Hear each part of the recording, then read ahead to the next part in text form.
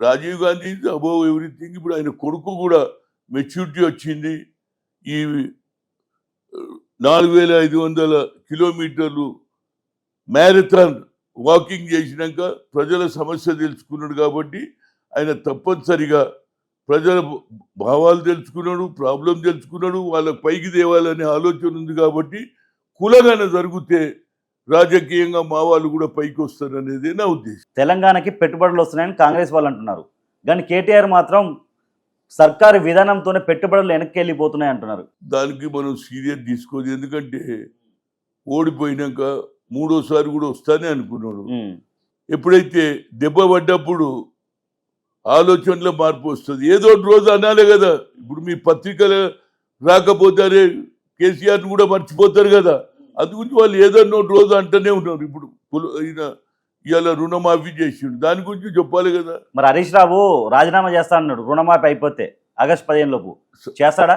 ఆయన చేస్తాడా లేదా, ఆయన సెల్ఫ్ రెస్పెక్ట్, ఆయనకు అభిమానం ఉన్నదా లేదా అనేది ఆయన మాట.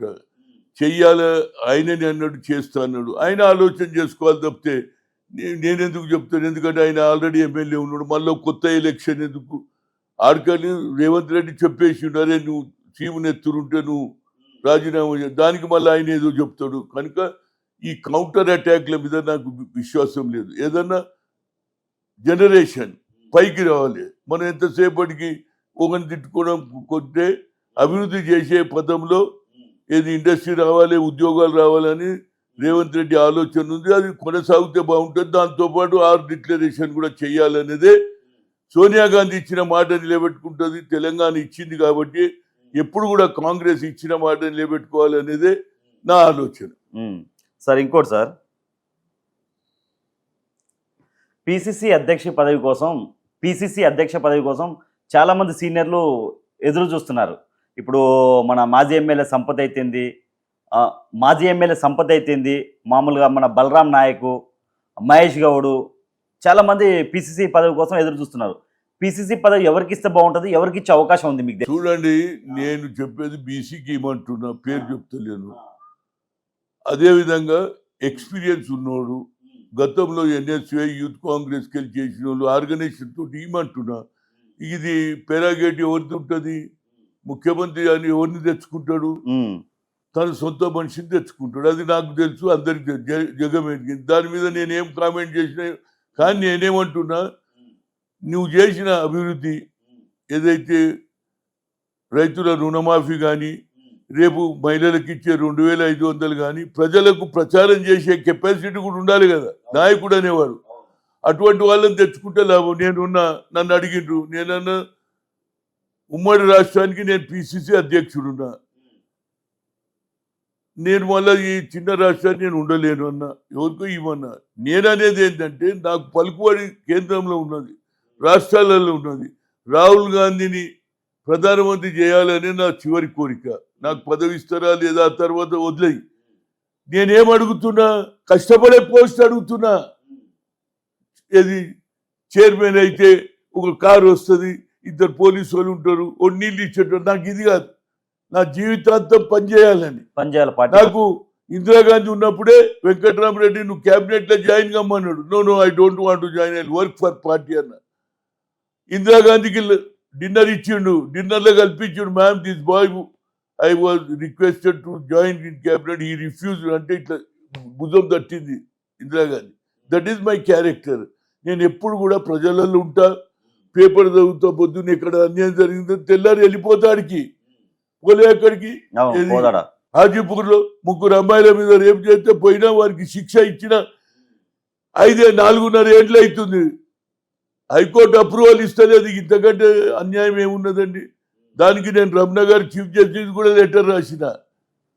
2 కేసు, ఒక కేసులోనేమో ఉరి పడ్డది, ఒక కేసులో మన లైఫ్ పడ్డది. ఇస్తనే లేడు. ఆ శ్రీనివాస్ రెడ్డి మంచిగా జైల్లో తింటుంటూ ఉంటున్నాడు. న్యాయ వ్యవస్థలో కూడా మార్పు రావాలండి.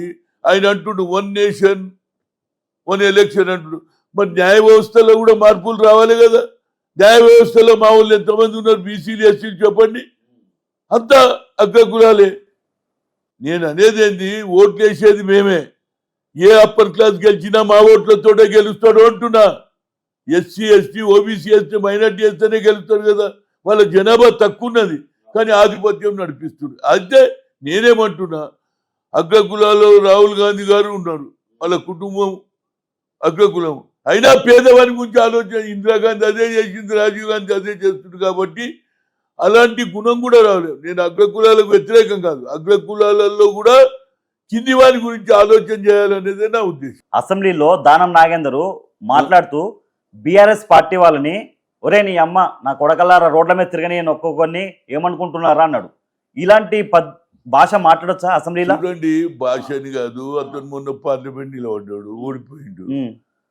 ఇక ఇప్పుడు ఆల్రెడీ దెబ్బతిన్నో నేను అంటుంటే మళ్ళీ తిడతాడు కదా. అలా తిట్టొచ్చా? అది కల్చర్ అయితే కాదు, అది మాత్రం చెప్తే this is not our culture. అదే రాహుల్ గాంధీ ఏమన్నాడు, అనురాగ్ ఠాకూర్ ఏమన్నాడు, జిస్కు अपना క్యాస్ట్ नहीं मालूम उन्हें క్యాస్ట్ వైజ్ సెన్సస్ బోల్ రా అన్నాడా లేదా? అంటే దానికి ఏమన్నాడు ఆయన, నువ్వు ఏమన్నా అనుకోరా బాబు, నువ్వు నా క్యాస్ట్, నువ్వు నన్ను తిట్టుబడ్డా, I was only in my mind caste wise census I will conduct అన్నాడా లేదా? ఆ కల్చర్ నేర్చుకోవాలి. ఇప్పుడు తిట్టంగా నువ్వు తిడితే ఏం లాభం? ఆయన ఏమేమున్నది, క్యాస్ట్ వైజ్ సెన్సస్, నువ్వు నన్ను అను ఏమన్నాను, నేను నీకు జవాబు ఇయ్యా, but my aim is to conduct caste wise census according to their promotions. Their future also should be there. They are 90% people who are SC, ST, BC minority. వాళ్ళకు న్యాయం చేయాలి అనేది నా కోరిక అన్నాడు. కనుక మన నాయకులు కూడా మాట్లాడేటప్పుడు కొంత ఆలోచన చేసి జవాబు ఇవ్వాలి. ఏది మాట్లాడింది ఉండాలి, అతనికి అర్థమయ్యేటట్టు ఉండాలి. కానీ అదే అటువంటి భాష మాట్లాడడంలో అతని ఇమేజ్ కూడా తగ్గిపోతుందని చెప్పగలుగుతా. దాన్ని రేవంత్ రెడ్డి గారు సమర్థిస్తుంటే ఆయన ఎమ్మెల్యే కాబట్టి బాధపడుతూ, ఆయన కూడా లోపల ఉంటుంది, కానీ ఆయనతో కూడా సీఎంఏ అన్నాడని మళ్ళీ వీళ్ళు అడ్వాంటేజ్ తీసుకుంటారని ఆయన నిండొచ్చు అని నా ఉద్దేశం. సార్ ఇదే దానం నాగేందర్ గారు తెలంగాణ ఉద్యమం టైంలో లాఠీ పట్టుకుని ఉద్యమకారులను తరిమి కొట్టాడు. అలాంటి వ్యక్తి ఇప్పుడు బీఆర్ఎస్ పార్టీకి పోయి 2 సార్లు ఎమ్మెల్యే అయిండు, మళ్ళీ ఇప్పుడు కాంగ్రెస్ పార్టీకి ఎలా తీసుకున్నారు?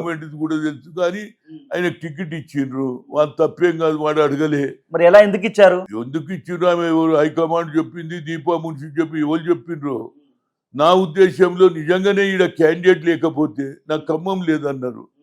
హనుమంతన్న నువ్వు లేవడంటే నేను సిటీలో పాపులర్, స్టేట్లో పాపులర్, అవును, ఎక్కడ పోయినా నాకు జనం నాకు ఇస్తే గెలుస్తున్నా లేదా?